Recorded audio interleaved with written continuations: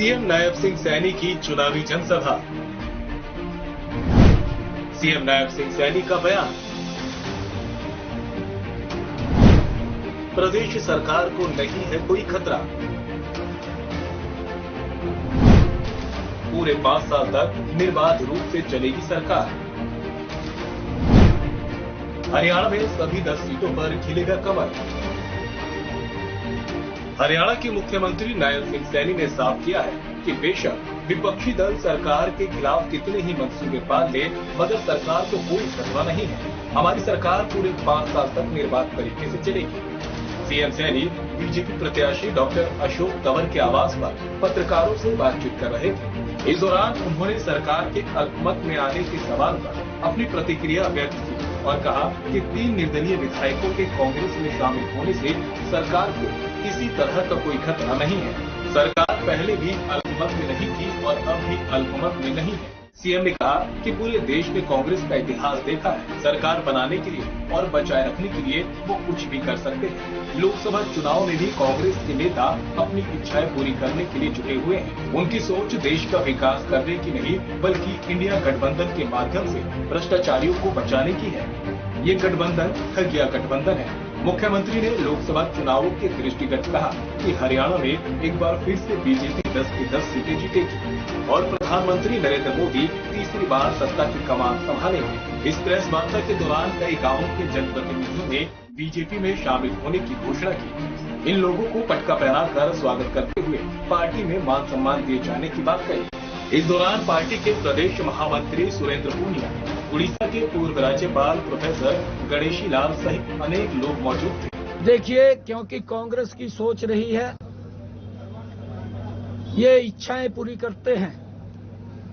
पहले भी आप लोगों ने इनका इतिहास देखा है, पूरे देश ने कांग्रेस का इतिहास देखा है। लोकसभा के अंदर जब इनकी सरकार, कहीं इनको लगता था कि दिक्कत में है, तो फिर ये कुछ लोगों की इच्छाएं पूरी करते हुए घूमते थे।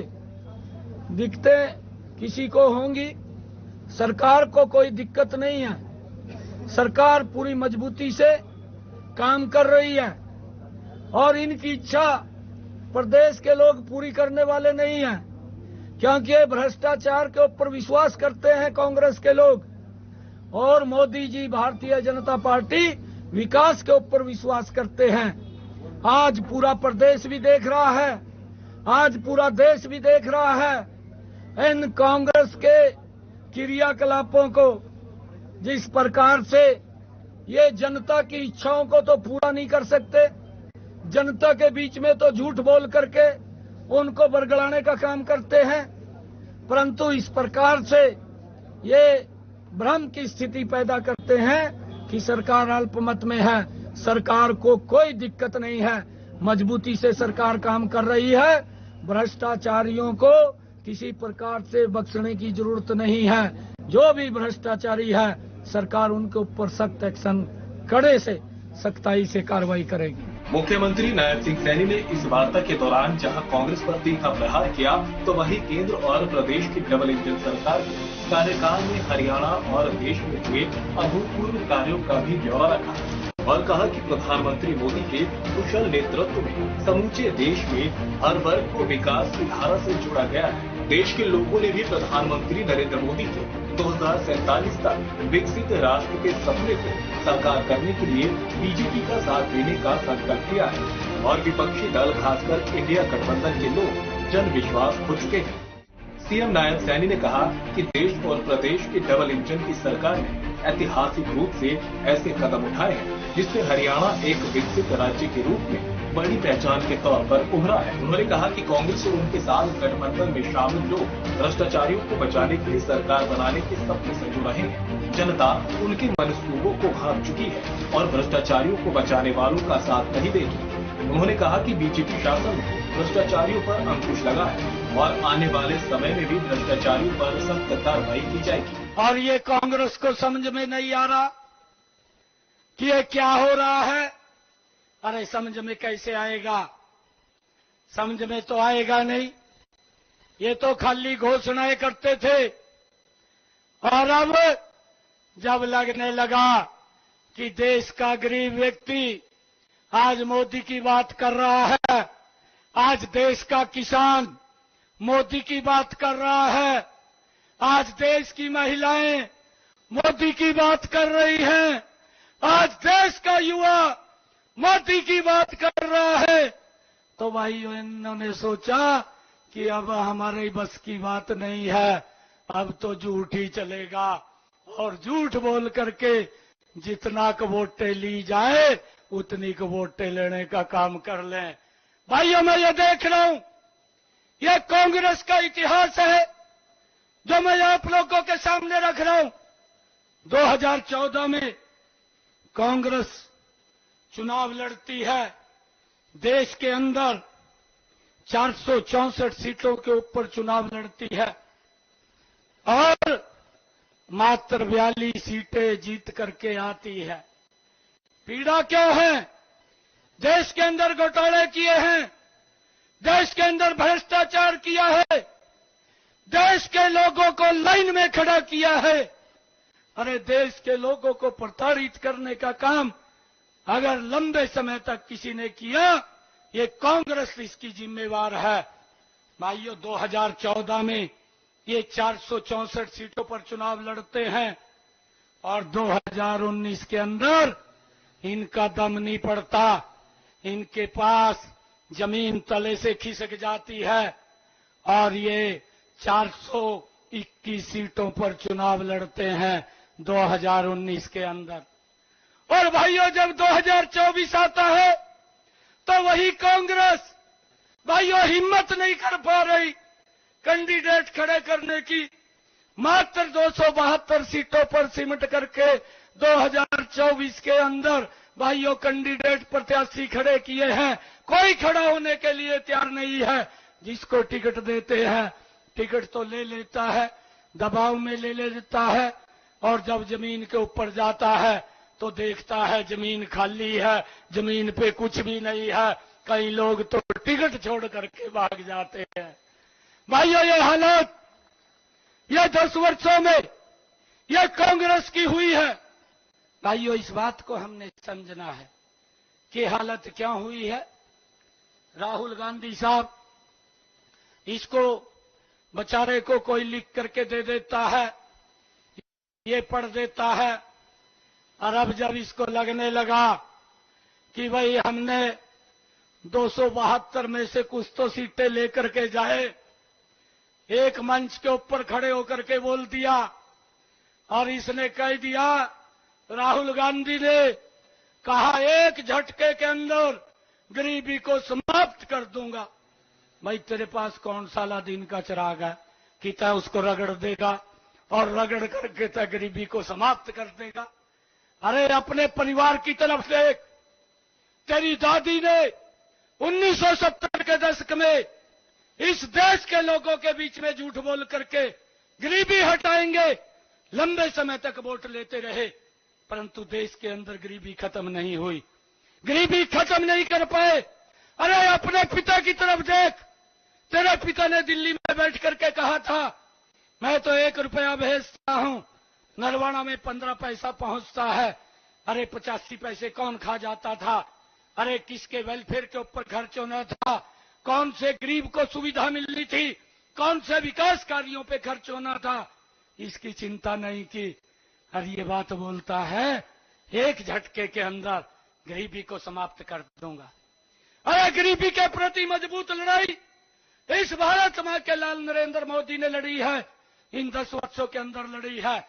आज नरेंद्र मोदी जी ने 5 लाख रुपए का आयुष्मान कार्ड, आज गरीब व्यक्ति को चिंता नहीं है उसके इलाज के लिए पैसा कहां से आएगा। ये व्यवस्था अगर किसी ने खड़ी की है, ये नरेंद्र मोदी जी ने खड़ी की है। भाइयों, यह गरीबी के प्रति मजबूत लड़ाई है। और भाइयों, हमारी सरकार ने, ये डबल इंजन की सरकार ने इसके अंदर चिरायु जोड़ा। भाइयों, हरियाणा प्रदेश के 125 करोड़ लोगों को 5 लाख रुपए का अधिकार मिला है कि अगर दुर्घटनावश कोई बीमारी आ जाती है, किसी के तरफ हाथ फैलाने की जरूरत नहीं है। आज सम्मान के साथ अपना इलाज करा सकता है। इनके समय के अंदर तो, राहुल गांधी के समय के अंदर तो अगर बीमारी आ जाती थी, व्यक्ति गरीबी रेखा के नीचे चला जाता था। ये हालात कांग्रेस के समय के अंदर थी। ये बोलता है एक झटके के अंदर गरीबी मिटा देंगे। मुख्यमंत्री नायब सैनी ने कहा कि प्रदेश में विपक्षी दल ये भ्रम फैला रहे हैं कि किसान बीजेपी से नाराज हैं, बल्कि हकीकत ये है कि कुछ गिने चुने लोग जो विरोध करते दिखाई दे रहे हैं, असल में वे किसान नहीं बल्कि कांग्रेस के ही कार्यकर्ता हैं। उन्होंने कहा कि प्रधानमंत्री नरेंद्र मोदी और प्रदेश सरकार ने किसान को सम्मान करने के लिए अनेक योजनाएं लागू की हैं। किसानों को कृषि यंत्र सब्सिडी पर दिए जा रहे हैं। भ्रष्टाचार बढ़ाने वाले लोग हैं भाई। ये पब्लिक की इच्छा नहीं पूरी कर सकते। इनको तो कहीं परिवार को मजबूत करना हो या अपने आप को मजबूत करना हो, उस व्यक्ति की तो इच्छा पूरी कर दें। ये बाकी पब्लिक की इच्छा पूरी नहीं कर सकते। ये इनके डीएनए के अंदर है भाइयों। पब्लिक को तो लाइन में खड़ा करके रखते हैं। और भाइयों, ये इंडी गठबंधन इकट्ठा हुआ है, आप लोगों के सामने है। ये कोई वैसे इकट्ठा नहीं हुआ कि इनको इस देश के विकास की चिंता है, इनको इस देश के गरीब की चिंता है, इसके लिए इकट्ठा नहीं हुआ। नरेंद्र मोदी जी वोट मांगते हैं कि मैंने इस देश को बचाना है, और इंडी गठबंधन के लोग वोट मांगते हैं हमने परिवार को बचाना है, हमने भ्रष्टाचारियों को बचाना है, इसके लिए वोट मांगते हैं। इस बात को भी हमने समझना है भाइयों। ये किस प्रकार का भाइयों इंडी गठबंधन है जो मंच के ऊपर खड़े होकर के बोलते थे कि अगर सोनिया गांधी की जांच करा दे ईडी तो ये तिहाड़ जेल के अंदर चली जाएगी। जो लोग एक दूसरे को पानी पी पी करके गाली देते थे, आज गले मिल गए हैं। अरे गले क्यों मिले हैं? इन्होंने भ्रष्टाचारियों को बचाना है, भ्रष्टाचारियों को बचाने के लिए गले मिले हैं। इसका भी हमने समझना होगा और निर्णय भी हमने करना होगा कि अगर ये देश सुरक्षित है, एक ही व्यक्ति के हाथ में सुरक्षित है और उसका नाम है नरेंद्र मोदी। भाइयों, ये मोदी की गारंटी है कि देश को एक नई दिशा देना, देश को विकास में आगे बढ़ाना। भाइयों, मुझे बताते हुए ये बड़ा गर्व हो रहा है कि देश की समस्याओं का समाधान किया। कितने लंबे समय से धारा 370 को लेकर के एजिटेशन करते रहे।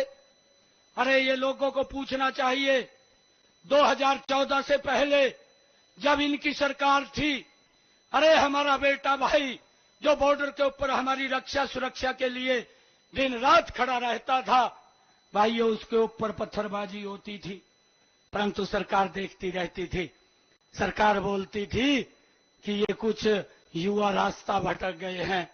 आतंकवादी आते थे, बॉर्डर पार से गोली चला करके चले जाते थे, बम गिरा करके चले जाते थे। सरकार बोलती रहती थी, आतंकवादियों ने घटना को अंजाम दे दिया। परंतु मैं आप सबको प्रणाम करता हूं, 2014 में ऐसा व्यक्तित्व आप लोगों ने कमल के बटन से चुना।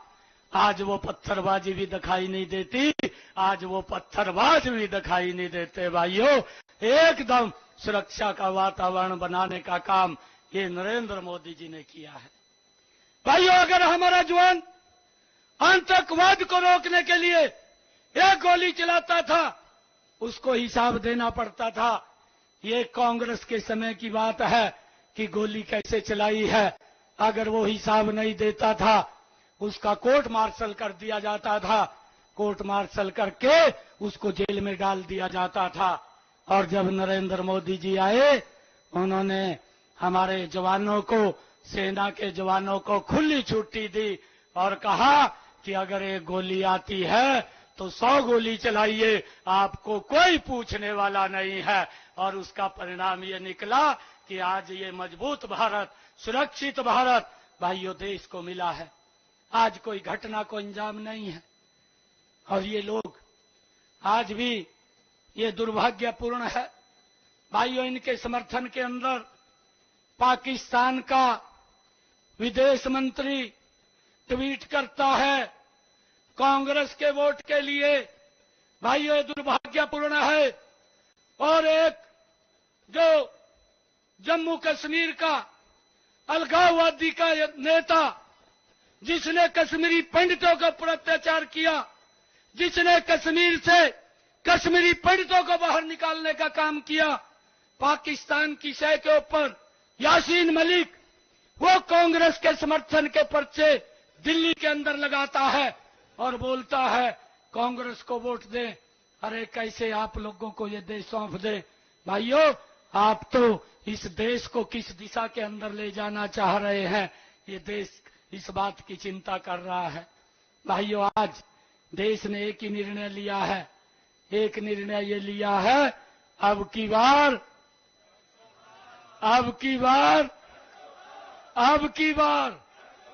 ये पूरे देश ने निर्णय लिया है। मुख्यमंत्री नायब सैनी ने कहा कि वे तीसरी बार सिरसा आए और इस दौरान उन्होंने पाया कि सिरसा लोकसभा क्षेत्र के लोग बीजेपी के साथ खड़े हैं। उन्होंने कहा कि जब नामांकन के दौरान आए तो भी लोगों की भारी भीड़ थी और अब डबवाली के गांव गोरीबारा में हुई विजय संकल्प रैली में भी उमड़े जन सैलाब से ये तय हो गया कि सिरसा में बीजेपी प्रत्याशी डॉक्टर अशोक तंवर रिकॉर्ड मतों से जीतेंगे। इस दौरान मुख्यमंत्री नायब सिंह सैनी और बीजेपी प्रत्याशी डॉक्टर अशोक तंवर के नेतृत्व में रानिया ब्लॉक के सरपंच बीजेपी में शामिल हुए। इस मौके पर चेयरमैन हितुल्ला, बीजेपी के जिलाध्यक्ष निताशा राकेश सिहाग मौजूद थे। भाइयों, जब लोग बात करते हैं मोदी की, कांग्रेस का पेट खराब हो जाता है, दिक्कत आती है कांग्रेस को। गरीब व्यक्ति क्यों बात कर रहा है मोदी की? भाइयों, उनको दिक्कत खड़ी हो जाती है और फिर जब दिक्कत खड़ी होती है तो आनन फानन में झूठ बोलना शुरू कर देते हैं। उसको ये भी नहीं पता चलता कि मैं क्या बोल रहा हूं, क्या इसको देश को लाभ होगा, क्या देश को नुकसान हो जाएगा। भाइयों, ये छोटा चुनाव नहीं है, ये हमारा गांव गली का चुनाव नहीं है, ये चुनाव बड़ा महत्वपूर्ण है। इसने पूरी दुनिया की दिशा को तय करना है। ये ऐसा चुनाव है और हमने सोच समझ करके वोट का प्रयोग करना है।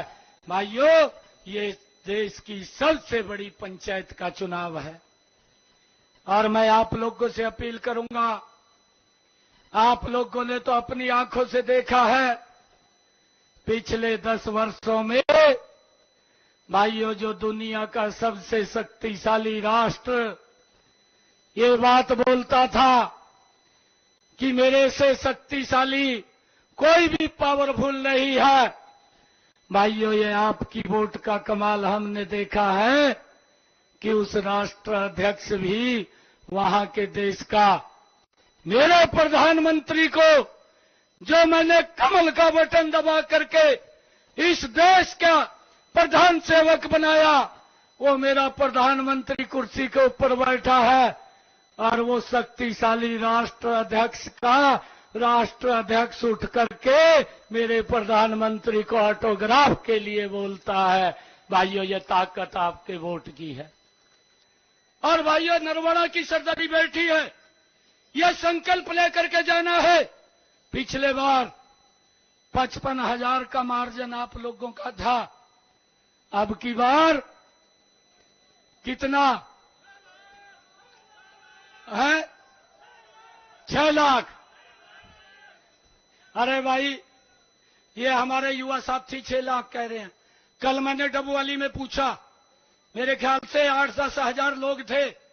8-10 हजार लोगों के अंदर जब मैंने पूछा कि अशोक तंवर को कितनी वोटों से जिताएंगे, जो आपने कहा ये सेम शब्द उनका था, ये कोना इधर है, वो कोना दूसरा है, वहां पर भी 6 लाख की बात है, यहां पर भी 6 लाख की बात है। भाइयों, कांग्रेस कहीं दिखाई नहीं दे रही है, आज कमल का फूल ही दिखाई दे रहा है। हम ये संकल्प लेकर के जाएंगे, एक एक वोट हमने भाइयों कमल के बटन के ऊपर दबाना है, एक एक हमने कमल के बटन के ऊपर वोट दबवाने हैं।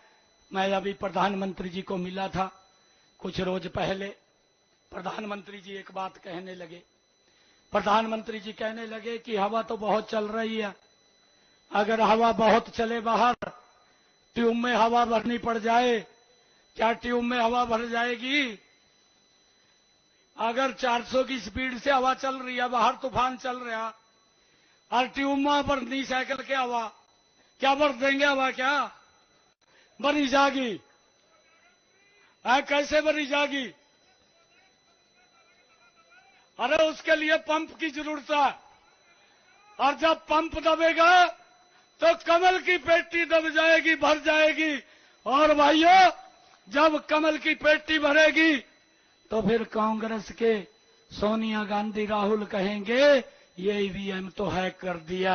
अरे नीचे आकर के तो देख ले, मैं उनको कहना चाहता हूं, अरे नीचे आके देख लो। आप तो ऊपर देखते रहते हैं, धरातल पर नहीं देखते। धरातल के ऊपर तो लोगों ने मन बना लिया है कि सबसे बड़े बहुमत से 6 लाख पार से अशोक तंवर जी को कमल का फूल खिला करके नरेंद्र मोदी जी के पास भेजने का काम करेंगे। और भाइयों, जब देश बोल रहा है कि ये 400 पार की बात हो रही है, जब ये 400 पार की बात हो रही है, तो ये 400 पार हमारी 10 की 10 लोकसभा की सीटें हरियाणा से कमल के फूल के ऊपर बड़े मार्जिन से जाएंगी। और भाइयों, एक बात आप लोगों को बताता हूं, आपको चिंता करने की जरूरत नहीं है। हमने अधिकारियों को भी कहा है कि हमारे कार्यकर्ता मेहनत करते हैं। अगर आपके पास किसी काम के लिए आए तो भाइयों, अगर उसने आके मेरे को ये कह दिया ना, भी उसने सुनी नहीं बात, मगा चक्कर थारे कटवा दूंगा तो बड़े मां।